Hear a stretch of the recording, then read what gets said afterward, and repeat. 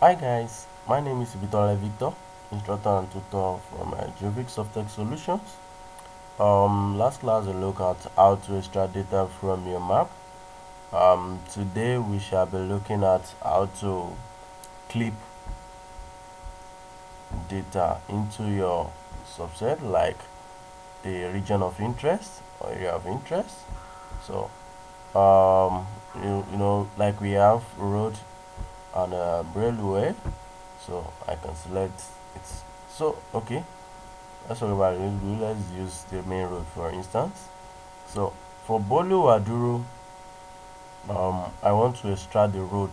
I want to clip this boundary with the road I'm having here, with the road surrounding it. I want to know the road within this. You can see if we uncheck all this, you won't have the road in it at all. So in order for us to have those information in it, you have to clip those information within the boundary of that extracted file.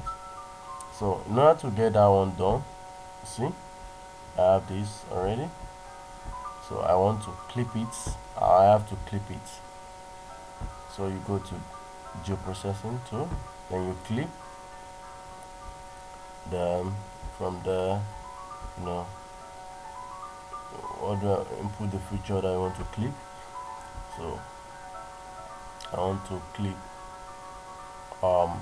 road clip feature. I want to clip it with Polu Aduro. Then sorry, I'll give it a name. Uh, clip road, clip Bolu road, clip Bolu Aduro road, road, as how it goes.